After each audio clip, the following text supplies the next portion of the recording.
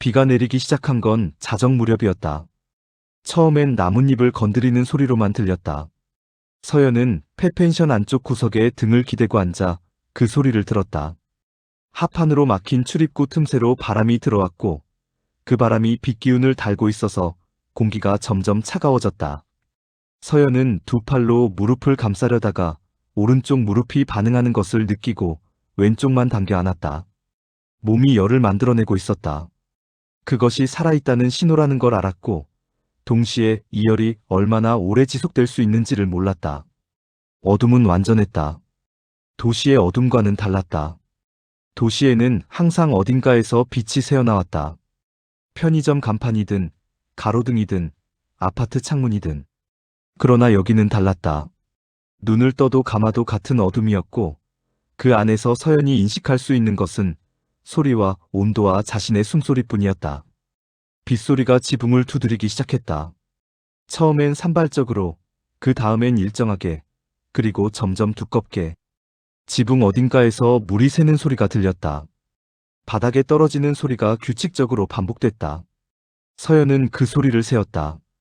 하나, 둘, 셋. 숫자를 세는 건 정신이 흩어지지 않게 하는 방법이었다. 그것을 누가 가르쳐 준 건 아니었지만 몸이 먼저 알고 있었다. 오른손 손바닥이 쓰라렸다. 넘어질 때 자갈에 긁힌 부분이었다. 서연은 손을 들어 어둠 속에서 손바닥을 봤다. 아무것도 보이지 않았다. 다만 느껴졌다. 표면이 거칠어진 느낌, 건조해지면서 당기는 느낌, 그리고 아직 완전히 굳지 않은 무언가의 느낌. 그녀는 손을 외투 안쪽에 눌렀다. 가면보다 체온 유지가 먼저였다. 지금 당장은 새벽 2시쯤 됐을 거라고 서연은 짐작했다. 시계가 없었고 휴대폰은 꺼져 있었다. 태운의 차가 사라진 뒤 얼마나 시간이 흘렀는지 정확히 알 수 없었지만 몸이 느끼는 피로의 종류가 달라져 있었다. 극도의 긴장이 지나간 자리에 오는 무기력함, 그러나 잠들면 안 된다는 것을 아는 각성 상태. 이 두 가지가 동시에 몸 안에 있었다. 저체온이 오면 먼저 졸음이 온다는 것을 서연은 알고 있었다. 그러니까 졸리면 안 됐다. 졸리면 일어나야 했다. 일어날 수 없으면 소리를 내야 했다. 서연은 숨을 고르고 벽을 짚으며 천천히 몸을 일으켰다. 오른쪽 무릎이 즉각 반응했다. 불로 지지는 듯한 통증이 허벅지까지 올라왔다가 내려갔다. 서연은 이를 악물었다. 소리가 나지 않도록. 고통에 소리를 주면 고통이 커진다고 누군가가 말했던 것 같았다. 어쩌면 서연 자신이 스스로에게 한 말이었는지도 몰랐다. 왼발로만 체중을 지탱하며 벽을 따라 이동했다. 창문 합판 사이로 바람이 들어오는 방향을 피했다. 건물 안쪽 깊숙한 구석이 그나마 바람을 덜 받았다. 움직이는 것이 체온 유지에 도움이 됐다. 서연은 그것을 알았기 때문에 멈추지 않았다. 폐펜션 내부는 넓지 않았다. 복도처럼 생긴 공간과 방 2개, 그리고 한쪽에 무너진 파티션. 서연은 그 공간을 벽을 짚으며 천천히 돌았다. 한 바퀴, 두 바퀴. 발밑에서 유리 파편. 시간은 산에서 다르게 흘렀다. 도시에서의 시간은 알람과 마감과 입금일로 나뉘어 있었고 그 경계들이 하루를 잘게 쪼개서 서연이 숨 쉴 틈 없이 다음 칸으로 밀려가게 만들었다. 그러나 여기서는 달랐다. 해가 뜨면 일어났고 해가 지면 난로 앞에 앉았으며 그 사이에 있는 모든 것이 몸과 협상하는 시간이었다. 달력이 없었다. 날짜를 세는 것은 처음 2주일 정도였고 그 다음부터는 어제와 오늘의 차이가 숫자가 아니라 무릎이 버티는 시간으로 측정됐다. 어제는 밧줄을 45초 잡았고 오늘은 1분이 넘었다. 그것이 날짜였다. 재활훈련의 두 번째 단계는 지면에서 시작됐다. 해숙이 어느 아침 공터에 나무 기둥 2개를 세웠다. 서연의 어깨 높이쯤 되는 기둥이었고 사이 간격은 서연이 팔을 벌렸을 때의 너비였다. 해숙이 말했다. 기둥 사이를 왔다 갔다 해. 지팡이 없이. 서연이 기둥을 봤다. 5m 남짓한 거리였다.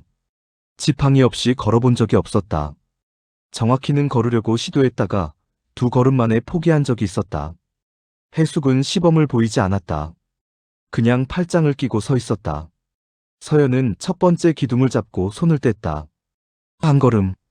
오른발이 땅에 닿는 순간 무릎이 경고를 보냈다. 서연은 그 경고를 들었지만 멈추지 않았다. 두 걸음. 세 걸음째의 균형이 흔들렸다. 몸이 오른쪽으로 기울었고 서연은 반사적으로 오른발에 힘을 줬다가 무릎이 꺾이며 앞으로 쏟아졌다. 손이 먼저 닿았다. 흙이었다. 서연은 잠깐 그 자세로 있었다. 숨을 골랐다.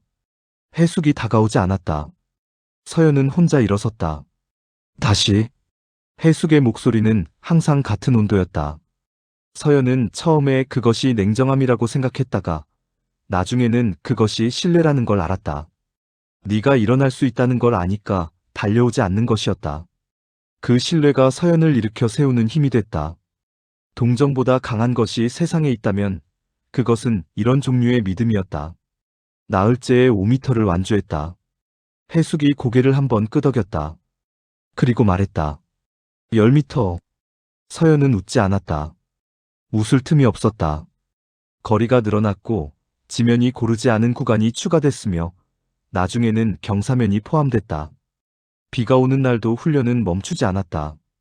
젖은 지면에서 균형 잡는 법을 따로 배워야 했기 때문이었다. 서연의 손바닥과 무릎에는 항상 새로운 긁힘이 생겼고 그것이 아물면 또 생겼다. 해숙은 저녁마다 상처를 소독했다. 말없이 정확하게. 밤이 문제였다. 낮에는 몸이 바빴다. 통증에 집중했고 다음 걸음에 집중했으며 숨을 고르는 것에 집중했다. 그러나 밤이 되어 난로 앞에 앉으면 몸이 조용해지면 머릿속에서 다른 것들이 올라왔다. 주로 소리였다. 자갈 위에서 차 타이어가 구르는 소리, 차 문이 닫히는 소리, 그리고 후진등이 켜지는 순간의 정적. 소리가 없었는데 소리가 들리는 것처럼 느껴지는 그 순간. 서연은 그것을 꿈에서 만났다. 거의 매일 밤이었다. 꿈속에서는 항상 일어서지 못했다.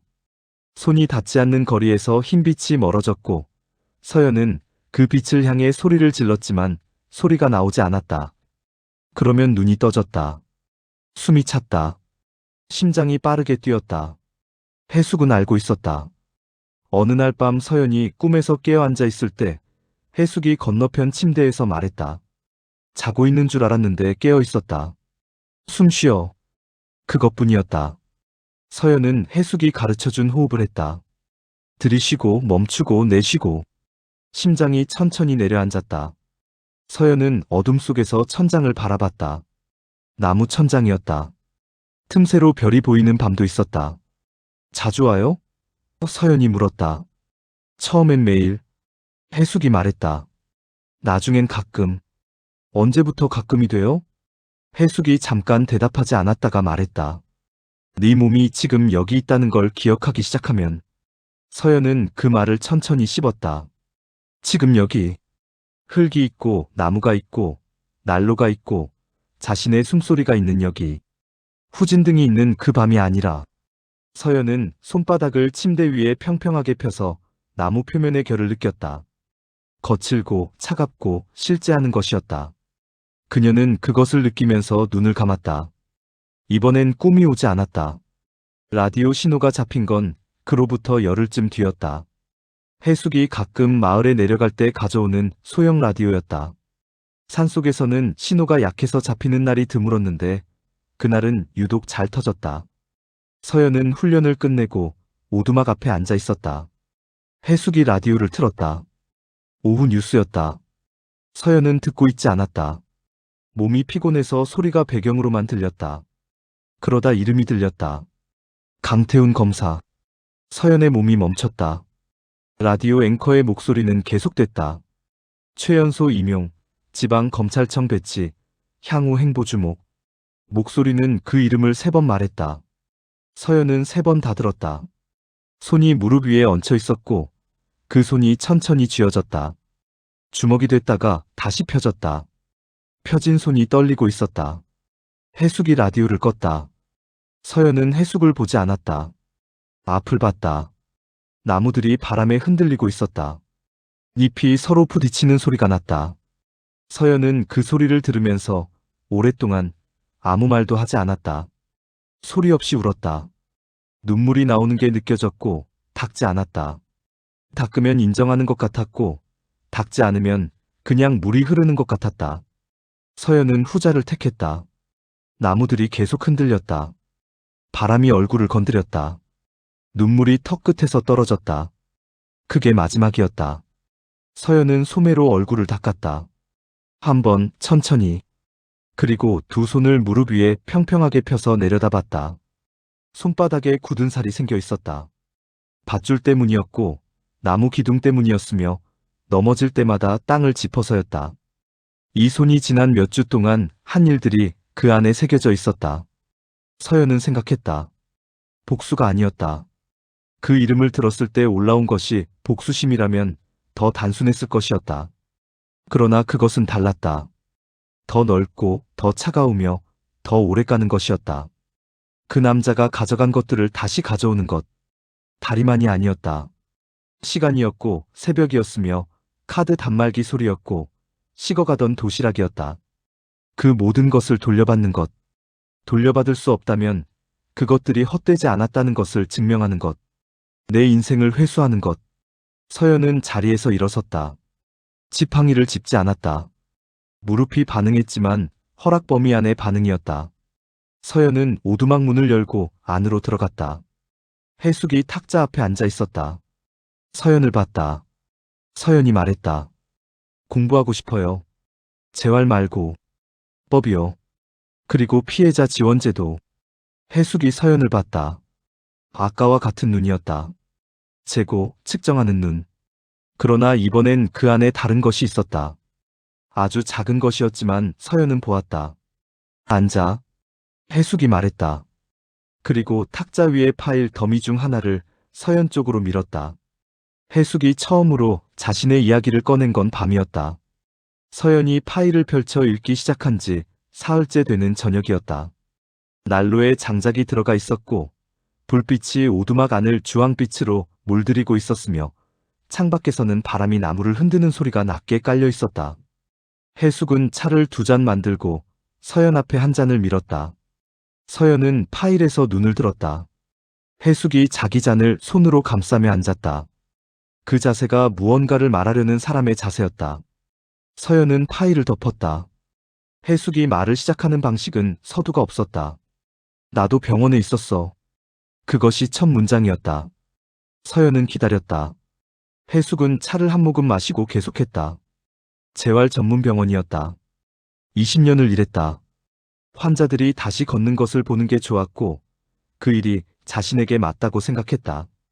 그러던 어느 해에 사건이 생겼다. 환자가 죽었다. 의료진의 과실이었다. 해숙은 그것을 알았고 기록을 봤으며 증거가 있었다. 병원 측은 은폐를 선택했다. 해숙에게 서명을 요구했다. 사건을 다른 방식으로 기록하는 서류였다. 해숙은 서명하지 않았다. 그 다음은 해숙이 말했다. 시스템이 어떻게 돌아가는지 배웠지. 목소리가 흔들리지 않았다.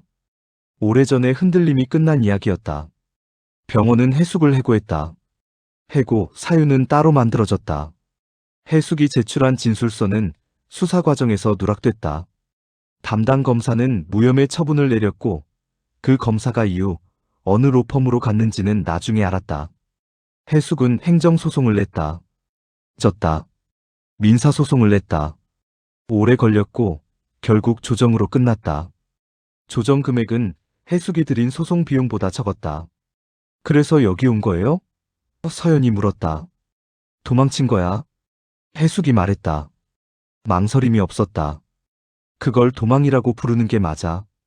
포장하면 나한테 거짓말하는 거니까. 서연은 그 말을 들었다. 도망. 해숙이 그 단어를 쓰는 방식에는 수치심이 없었다. 사실을 사실로 부르는 방식이었다. 서연은 그것이 오히려 용기처럼 느껴졌다.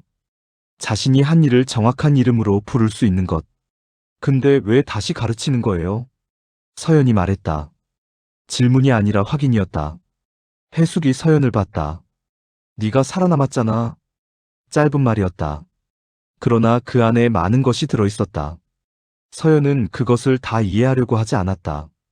이해하려고 서두르면 놓치는 것들이 있었다. 해숙이 파일 더미 중 하나를 집어 서연 앞에 펼쳤다. 손으로 쓴 메모들이었다. 빼곡한 필체였다. 피해자 지원 제도, 법률구조공단 신청 절차, 형사고소와 민사소송의 차이, 증거보전 신청 방법. 해숙이 수십 년에 걸쳐 직접 부딪히며 모은 것들이었다. 교과서에는 없는 내용들이었다. 제도가 어떻게 작동하는지가 아니라 제도가 어떻게 작동하지 않는지, 그리고 그 틈새에서 무엇을 할 수 있는지가 적혀 있었다. 읽어. 해숙이 말했다. 외워. 그리고 내 것으로 만들어. 서연은 첫 페이지를 폈다. 그날부터 낮은 훈련이었고 밤은 공부였다. 해숙이 가진 것들은 생각보다 많았다. 물리치료 교재만이 아니었다. 재활의학 논문들, 장애인 복지법 조문집, 범죄 피해자 보호법 해설서, 그리고 해숙 자신이 손으로 정리한 사례 노트들. 서연은 그것들을 순서대로 읽지 않았다. 필요한 것부터 읽었다. 자신의 사건에 적용되는 것부터, 자신과 같은 상황에 있는 사람들에게 해당되는 것부터. 읽다가 모르는 것이 나오면 해숙에게 물었다. 해숙은 항상 대답했다. 길게 설명하지 않았다. 핵심만 짚었다. 서연은 그 핵심을 받아서 나머지를 혼자 채웠다. 몸도 계속 달라지고 있었다. 밧줄을 3분 이상 잡을 수 있게 됐고, 경사면을 지팡이 없이 오를 수 있게 됐으며, 비 오는 날 젖은 지면에서도 균형을 잃지 않게 됐다. 무릎의 통증은 사라지지 않았다. 해숙은 처음부터 말했었다. 사라지지 않을 수도 있다고. 그러나 통증과 함께 사는 법을 배울 수 있다고. 서연은 그 말이 처음엔 위로처럼 들렸다가 나중엔 사실처럼 들렸다. 위로와 사실은 다른 것이었고 사실 쪽이 더 오래 갔다. 파일 더미 안에서 신문 스크랩을 다시 발견한 건 어느 밤이었다. 전에 한번 봤던 것이었다. 의료사고 피해자 유족 기사였다. 이번엔 제대로 읽었다. 기사 끝에 취재기자 이름이 있었다. 한지훈.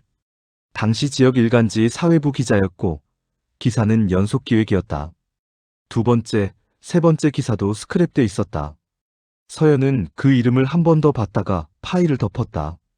지금 당장 필요한 이름은 아니었다. 그러나 기억해야 할 이름이라는 느낌이 들었다. 서연은 기억력이 좋았다. 필요하다고 판단한 것은 잊지 않았다. 그날이 온 건 그로부터 일주일쯤 뒤였다. 해숙이 아무 예고 없이 아침 훈련 장소에 나오지 않았다. 서연은 혼자 공터에 나갔다. 나무 기둥 2개가 세워져 있었다. 지팡이는 오두막 안에 있었다. 서연은 가지러 가지 않았다. 첫 번째 기둥 앞에 섰다. 손을 대지 않았다. 그냥 섰다. 한 걸음을 뗐다. 오른발이 땅에 닿았다. 무릎이 반응했다. 서연은 그 반응을 들었지만 멈추지 않았다. 두 번째 걸음. 이번엔 왼발이었다. 균형이 흔들리지 않았다. 세 번째 걸음. 오른발이 다시 땅을 밟았다. 무릎이 버텼다. 서연은 멈췄다. 세 걸음이었다. 완전한 회복이 아니었다. 통증도 있었고 무릎이 내일 어떤 상태일지도 몰랐다. 그러나 세 걸음이었다. 지팡이 없이 기둥을 잡지 않고 자신의 두 발로. 해숙이 오두막 문 앞에 서 있었다. 언제부터 보고 있었는지 몰랐다. 서연은 해숙을 봤다. 해숙이 아무 말도 하지 않았다. 표정도 크게 달라지지 않았다. 그러나 눈빛이 달랐다. 처음 서연을 발견했던 날 밤, 폐펜션 안에서 랜턴으로 서연의 얼굴을 비추던 그 눈과는 달랐다. 그때는 상태를 파악하는 눈이었다면 지금은 무언가를 확인한 눈이었다. 서연이 말했다. 저 내려갈게요. 해숙이 잠깐 서연을 봤다가 고개를 끄덕였다. 알아? 그게 전부였다. 서연은 돌아서지 않았다. 해숙도 붙잡지 않았다. 두 사람 사이의 공기가 잠깐 조용했다. 바람이 지나갔다. 나뭇잎이 흔들렸다. 서연은 그 소리를 들으면서 이 산에서의 마지막 아침이 이런 소리를 내는구나 라고 생각했다. 그날 저녁 해숙이 서연에게 작은 노트를 건넸다. 직접 쓴 것이었다. 빽빽한 필체로 채워진 노트였다. 앞부분은 재활 관련 내용이었고 뒷부분은 법률 절차와 피해자 지원 기관 목록이었으며 맨 마지막 페이지에는 전화번호가 하나 적혀 있었다. 이름은 없었다. 서연은 그 번호를 봤다. 누구예요? 믿을 수 있는 사람. 해숙이 말했다. 필요할 때 써. 서연은 노트를 받았다. 가방 안쪽 주머니에 넣었다. 깊숙이 꺼내기 쉬운 자리에. 해숙이 차를 한 잔 더 만들었다. 서연도 받아서 마셨다. 두 사람은 한동안 말없이 앉아 있었다. 난로가 타는 소리가 났다. 창밖에서 바람이 불었다. 차가 식어갔다. 서연은 식어가는 차를 마저 마셨다. 따뜻할 때보다 식었을 때가 더 쓴맛이 났다. 그러나 마실 수 있었다. 쓴 것을 마실 수 있게 됐다는 것, 그것도 달라진 것 중 하나였다. 다음 날 아침, 서연은 산을 내려갔다.